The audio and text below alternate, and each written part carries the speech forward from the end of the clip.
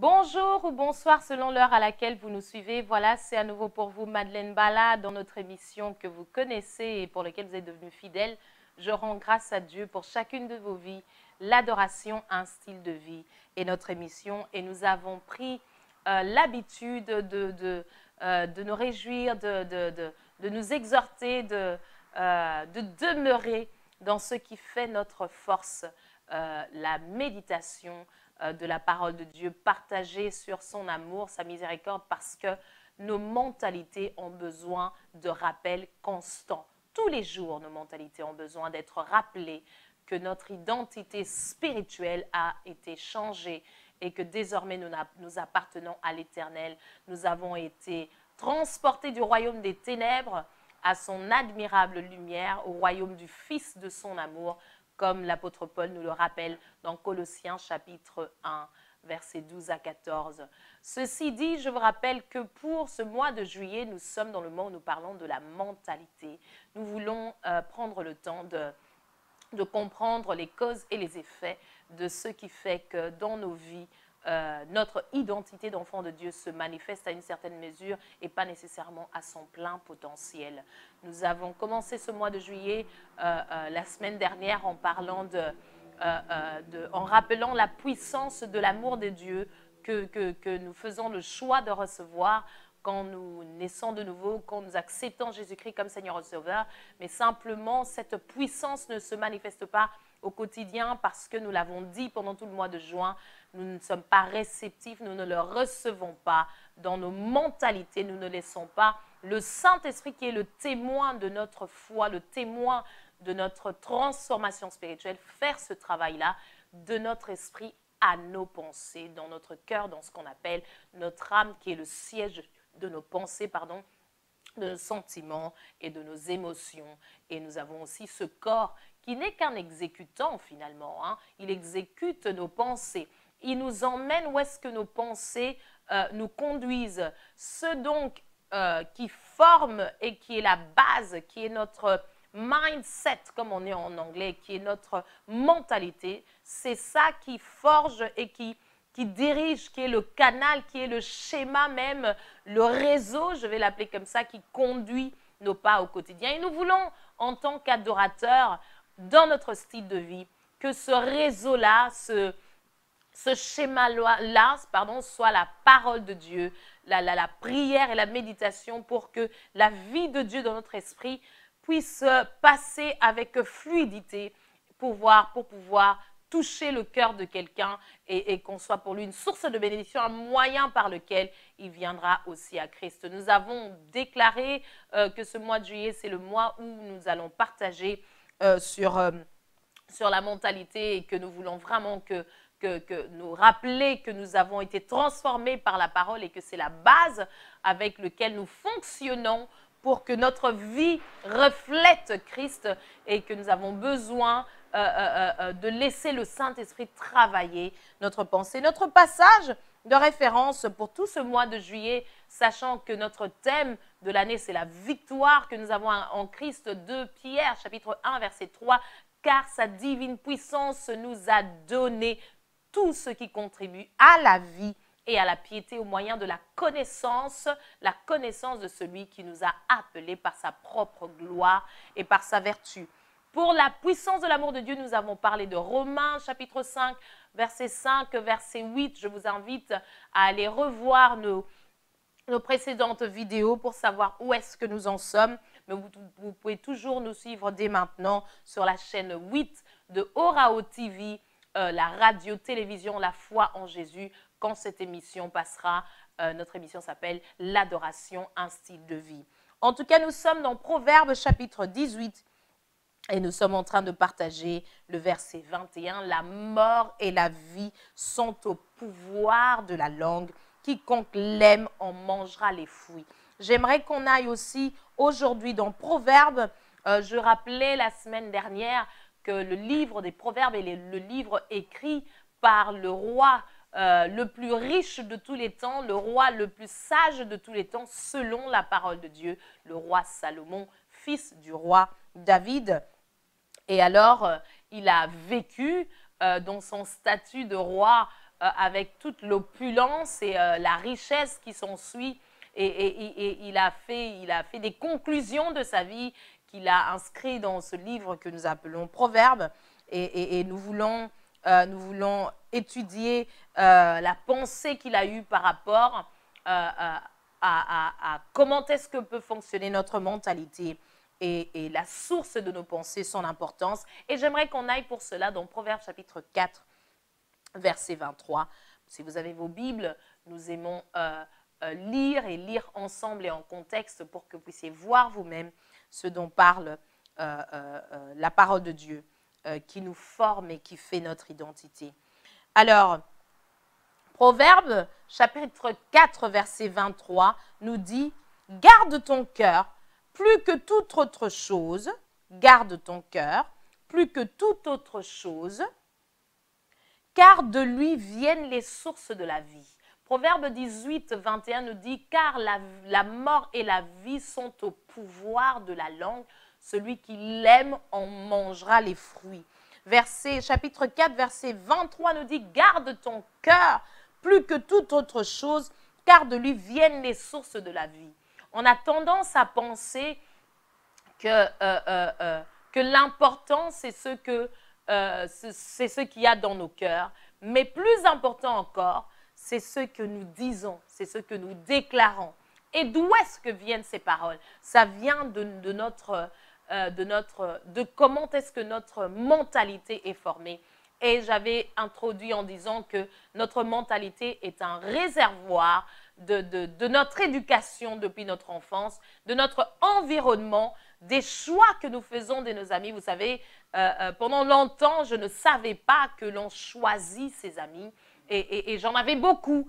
Et j'ai appris à les sélectionner pour garder mon cœur. Et ce n'est pas s'éloigner de certaines personnes juste dans le vide pour rien.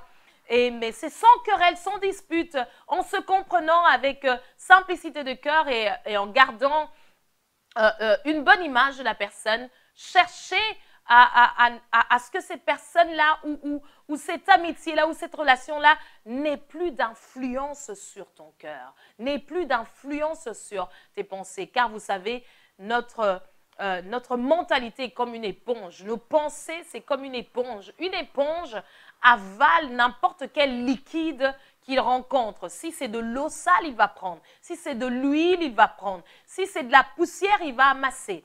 L'éponge attrape n'importe quel fluide qu'il prend. Et nous devons garder notre éponge qui ne reçoive que ce pour lequel nous sommes destinés, la parole de Dieu, parce que nous sommes nés de la parole de Dieu. Nous avons expliqué que Romains chapitre 12, versets 1 à 14, l'apôtre Paul est en train d'exhorter les chrétiens qui sont dans cette ville de Rome. Il les conseille, il dit « Offrez vos corps comme un sacrifice vivant, saint et agréable à Dieu, ce qui sera de votre part un culte raisonnable. Ne vous conformez pas. » Se conformer, dans le mot conformer, il y a deux parties. Il y a con et puis il y a forme. Con, en latin, ça veut dire avec. En espagnol aussi, ça veut dire avec. Et forme, donc, c'est prendre la forme de. Se conformer, c'est adhérer, c'est accepter, c'est de dire oui à la forme de quelque chose. C'est comme un moule qui, la pâte de la farine vient se mettre dedans. Et si c'était la forme d'un nounours, il va prendre la forme d'un nounours. Si c'était la forme d'un crayon, ça prendra la forme d'un crayon. Et on voit plusieurs pâtisseries qui ont plusieurs formes parce que le moule, c'est ce qui donne la forme. Et donc ici, nos pensées sont ce réservoir et nous avons besoin de les remplir avec la bonne information. La bonne information, c'est la parole de Dieu. Et nous étions en train de dire que très souvent, l'amour de Dieu qui forme notre être en tant qu'enfant de Dieu n'a pas assez d'espace pour s'exprimer. Des fois, c'est parce que nous ne savons pas pourquoi. Des fois, à cause de notre propre mentalité. Dans l'esprit, nous sommes nés de nouveau. Dans l'esprit, nous sommes transformés. Dans l'esprit, nous sommes chrétiens. Mais dans nos pensées, nous ne sommes pas chrétiens. Dans nos pensées, nous réfléchissons comme des païens et nous agissons comme des païens. Et c'est ce qui fait que je donnais l'exemple la semaine dernière, je rappelais une situation que j'avais vécue avec une sœur qui s'étonnait qu'un frère que nous connaissons ensemble est un frère. Il se disait, ah, c'est aussi un frère, je ne savais pas. Ça veut dire qu'elle n'a eu aucun exemple palpable, aucune œuvre de la foi a été manifeste dans la vie de ce frère pour qu'elle ait un témoignage. J'ai dit, oh, en fait, c'est quelqu'un qui marche comme Christ. Et ça, c'est triste. J'ai été attristée, je n'ai pas nécessairement montré cela envers la sœur, mais j'ai été attristée qu'elle ne voit aucun témoignage de Christ dans la vie de ce frère. Et moi, je sais que c'est un frère.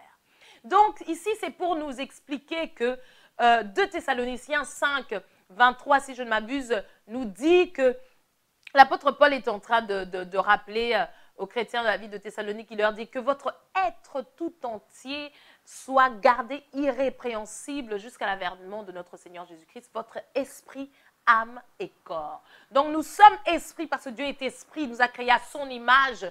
Genèse chapitre 1, verset 26, si je ne m'abuse. Et dans Genèse 2, 7, nous voyons qu'il a formé notre corps, cette enveloppe. Et puis, il a soufflé dans ce corps, dans ce tas d'argile, il a soufflé le souffle de la vie et nous avons pris la forme vivante.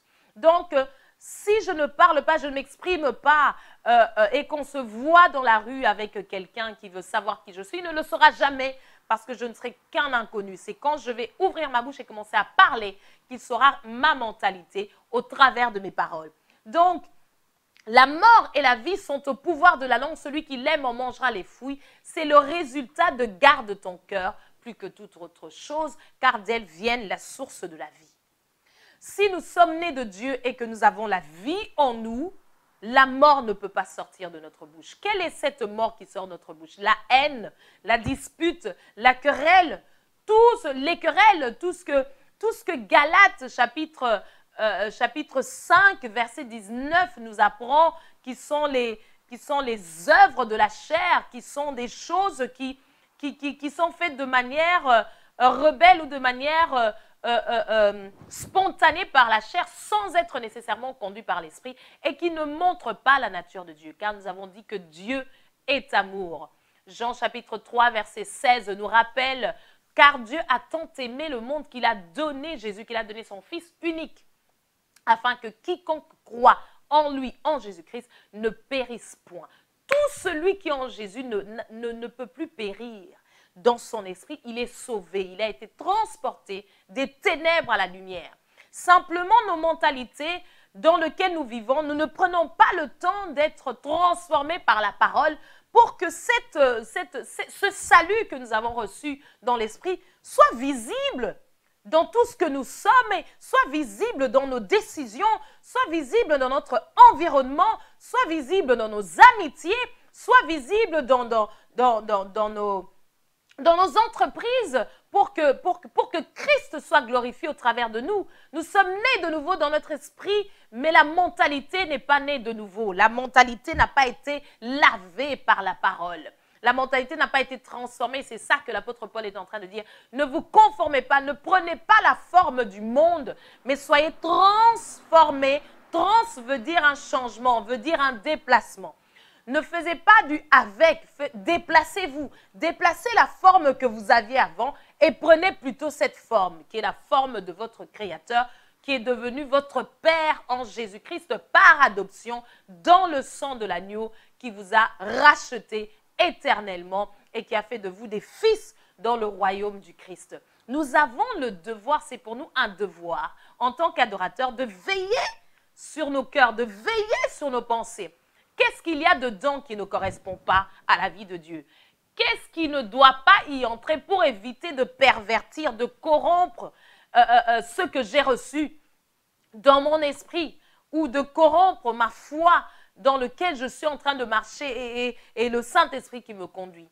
Faire une introspection, faire un travail de fond, faire un examen de conscience pour se dire « Waouh, je pense qu'ici, j'ai mal parlé. Mais pourquoi j'ai mal parlé? Parce que je considère les choses comme ça ou parce que c'est comme ça que j'ai été éduquée? » Nous avons besoin de considérer Christ au-delà de nos éducations. Considérer Christ au-delà de nos cultures. Que ce soit quelqu'un qui vient du fin fond de l'Afrique, du fin fond de l'Asie, du fin fond de l'Europe ou des Amériques, peu importe.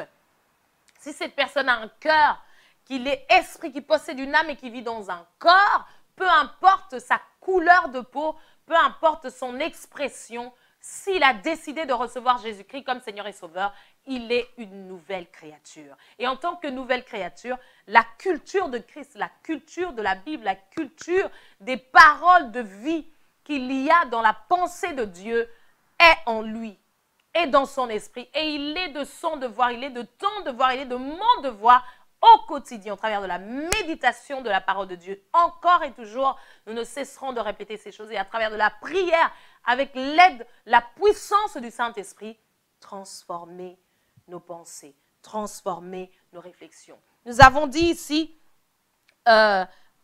Proverbe chapitre 4, verset 23, « Garde ton cœur plus que toute autre chose, car de lui viennent les sources de la vie. » Aujourd'hui, j'aimerais qu'on insiste sur notre environnement, ce qui nous entoure.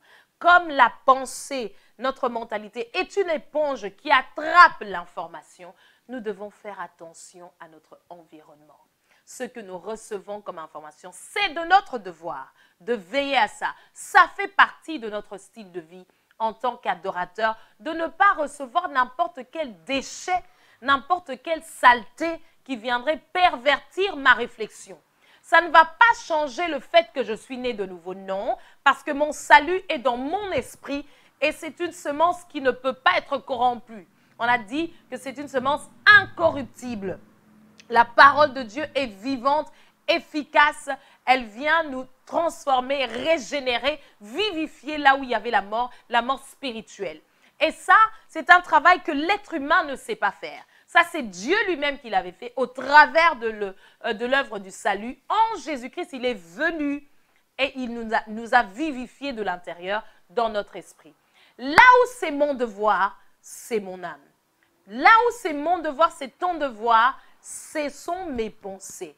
C'est très important. Et pourquoi c'est important? Parce que c'est ça qui canalise ma vie au quotidien, ma philosophie, ma réflexion. Si je suis chrétien et que je considère que le roi Salomon avait 700 femmes, 300 femmes et 700 concubines, eh bien, je vais avoir dans ma pensée la réflexion me disant que je peux aujourd'hui, même en tant que serviteur de Dieu, avoir une femme légitime à la maison et avoir plusieurs maîtresses dehors parce que je vis dans la pensée de Salomon en étant chrétien au lieu de vivre dans la pensée de Christ qui dit tout simplement que tu aimes, tu ne feras pas du mal à l'autre. Quelle est cette femme qui va accepter d'avoir une deuxième, troisième, quatrième bureau, comme on le dit, quand elle est née de nouveau, quand elle a compris que le mariage est sacré et que c'est une institution divine. C'est l'image de Christ avec l'Église. Ce n'est pas des églises, c'est l'épouse de Christ, c'est son esprit qui vient demeurer en nous. Et c'est une personne, l'apôtre Paul est en train de parler, je ne sais pas pourquoi je dévie là-dedans, c'est certainement pour quelqu'un. L'apôtre Paul est en train d'expliquer l'image de ce que nous voyons, un homme et une femme qui viennent se mettre ensemble, où Moïse est en train de dire dans Genèse, c'est pourquoi l'homme quittera son père et sa mère et s'attachera à sa femme. Et les deux deviendront une seule chair. Il explique que ce mystère est grand. Il dit ce mystère est grand, c'est l'image de Christ et l'Église. Christ est venu mourir pour son Église, il n'est pas venu faire un adultère. Christ est venu mourir pour son Église, il n'est pas venu en prendre une ici, laisser l'autre là-bas, faire son travail à moitié et ici être irresponsable. Non, il a fait une fois pour toutes, pour son Église. Il a dit, Pierre, sur cette parole, je bâtirai mon Église, son épouse, une seule épouse. Nous sommes plusieurs individus, mais nous avons un esprit en nous, l'esprit de Christ en nous. Nous sommes l'épouse du Christ, mariée à un seul mari. Spirituellement, ça considère une alliance, une seule alliance, pas plusieurs alliances. Mariée à une personne, pas une personne qui me satisfait sexuellement et d'autres qui sont des remplacements parce que je suis spirituellement mal éduquée, parce que je suis spirituellement dans ma pensée, je n'ai pas veillé à ce que la nouvelle naissance que j'ai reçue dans mon esprit puisse pénétrer ma pensée et enlever cette incompréhension, cette image qui est fausse que j'ai dans mes pensées et qui, sans que je le sache, a formé mes décisions. A formé ma décision de me marier avec un tel, mais d'aller encore voir une autre sœur, ou d'être avec un tel frère comme époux, mais d'aller encore en cachette, livrer, donner son corps à un autre frère. Ça, c'est la preuve de ce zombisme spirituel, de ce côté hybride que nous avons en tant qu'enfants de Dieu, mais ne manifestons pas le fruit de l'esprit, parce que la mentalité n'a pas été transformée.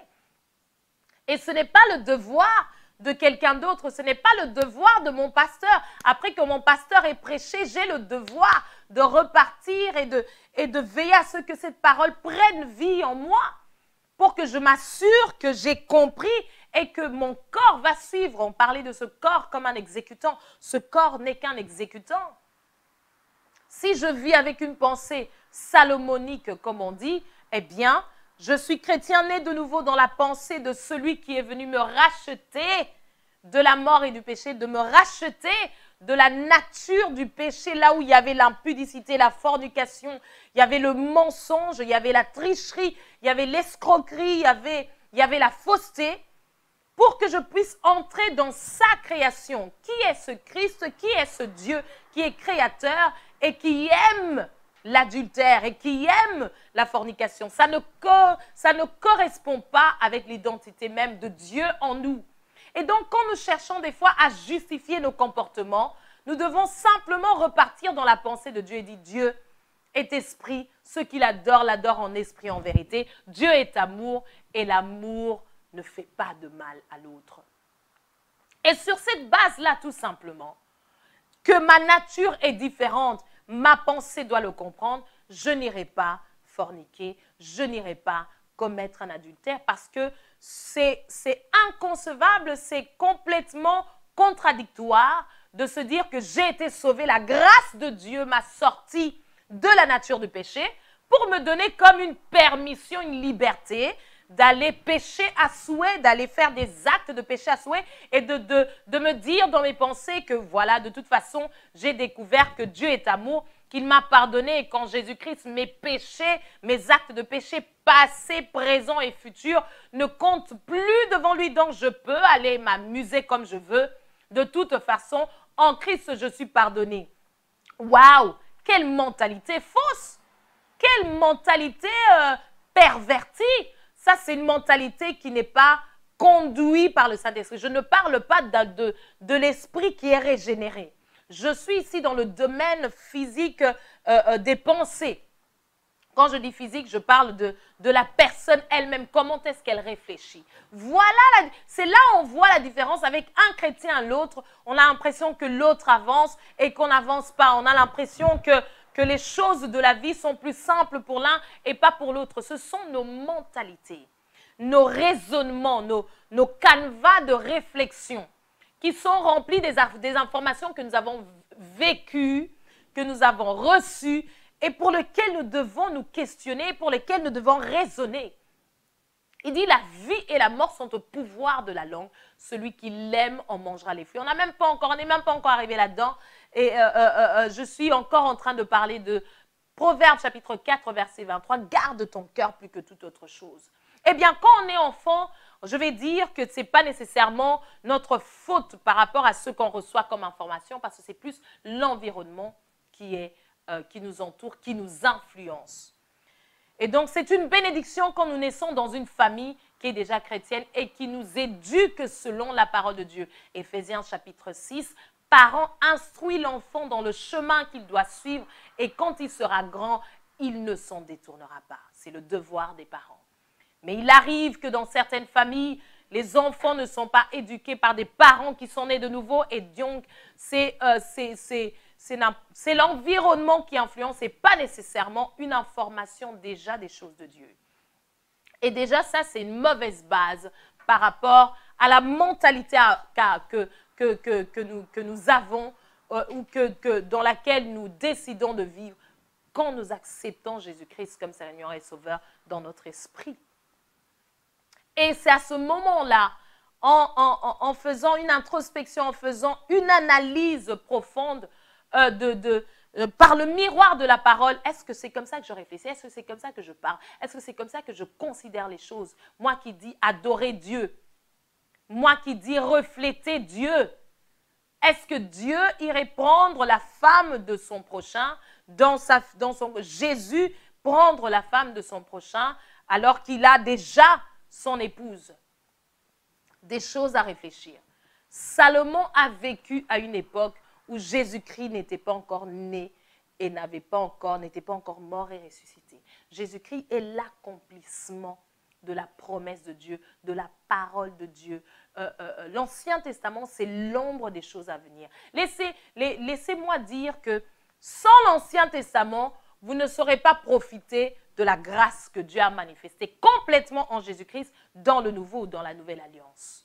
Nous avons besoin de tout ce qui est écrit pour comprendre, aller vérifier, aller voir comment est-ce que ces personnes vivaient, ces personnes qui ont vécu à une certaine époque et qui ont marché avec Dieu, et que le Saint-Esprit touchait de manière spontanée, de manière ponctuelle, les sacrificateurs, les lévites, les rois, les prophètes, il les touchait et il les utilisait dans cette onction-là. Et aujourd'hui, les choses sont différentes. Le chrétien d'aujourd'hui, quand je dis aujourd'hui, c'est après la mort et la résurrection de Jésus-Christ, qui est déjà fait, il y a 2000 ans, nous vivons après l'époque où Jésus-Christ a vécu physiquement. Donc, tout celui qui naît à cette époque-ci et qui reçoit Jésus-Christ, reçoit la plénitude du Saint-Esprit en lui. Et donc, la réflexion que je vais avoir aujourd'hui n'est pas la réflexion qu'avait un roi Salomon à son époque. La réflexion que j'ai aujourd'hui n'est pas la réflexion qu'avait Samson à son époque. La réflexion que j'ai aujourd'hui, c'est la réflexion d'un fils de Dieu. Toujours dans le livre de Pierre au chapitre 1, je pense, au premier livre, je pense qu'il est écrit que Dieu, dans les temps passés, a parlé de différentes manières et à plusieurs reprises par les prophètes dans les Écritures. Aujourd'hui, il nous parle au travers du Fils. Si tu as reçu Jésus-Christ comme Seigneur et Sauveur, ton style de vie, tu le bases sur la vie de Christ et sur les écrits que nous avons reçus des apôtres qui ont marché avec Jésus-Christ ou de la révélation que l'apôtre Paul a reçue et du mandat qu'il a reçu pour parler de Jésus-Christ. Tu n'es pas le chrétien qui est né à l'époque de ce guerrier Gédéon ou de Josué. Ce sont ici des histoires, des références, des récits qui nous aident et qui nous montrent quel était le style de vie. Nous prenons nos principes de vie en Christ. Nous prenons nos principes parce qu'il est l'accomplissement. Il est la perfection. Il est la finition. Il est la totalité. Il est l'image claire et visible de Dieu. Parce qu'il a incarné Dieu dans la chair. Il est l'image claire de Dieu. Et donc, dans notre style de vie, c'est en Christ que nous regardons. C'est dans les épîtres que nous puisons nos principes de vie. Je vais voir dans l'Ancien Testament comment est-ce qu'il vivait, comment est-ce que Salomon a vécu avec 300 femmes et 700 concubines. Waouh! Je connais des frères qui me disent, déjà rien qu'avavec une, ma tête, je sais, ça me suffit. J'ai déjà beaucoup de choses à gérer avec une. Et en avoir plusieurs comme Salomon on a eu à l'époque, ce n'est simplement pas possible. Je sais que cette parole était pour quelqu'un. Vraiment, je ne sais pas pourquoi j'ai dévié là-dedans. Je rends grâce à Dieu parce que le cœur de quelqu'un a été transformé, je le crois, dans le nom de Jésus. Dis-toi qu'aujourd'hui, ta référence n'est pas le roi Salomon. Ta référence, c'est Christ. Christ a vécu. Lis les évangiles, lis l'histoire du roi Salomon, regarde avec les évangiles, va dans les épîtres, regarde ce que les apôtres ont dit et l'inspiration qu'ils ont reçue après cela. Vraiment, demeurez bénis dans le nom de Jésus. Nous sommes en train de parler de la mentalité. Nous ne sommes même pas encore entrés en profondeur dans notre verset de base, mais aujourd'hui, nous nous sommes basés sur Proverbe 4, 23. Garde ton cœur plus que toute autre chose. Et nous avons parlé de l'environnement. L'environnement, c'est ce qui nous nourrit de l'information. Nous devons faire attention à notre environnement. Restez branchés la semaine prochaine. Nous revenons sur Orao TV, la chaîne 8, la radio-télévision La foi en Jésus, là où on parle de la miséricorde, de la grâce de Dieu. Et notre émission, vous le savez, c'est l'adoration, un style de vie. Nous sommes au mois de juillet. Nous sommes en train de parler de la mentalité et du devoir que nous avons, nous, qui sommes nés de nouveaux adorateurs, le devoir de veiller à le transformer selon la pensée de Dieu par l'action du Saint-Esprit. Demeurez bénis. À la semaine prochaine.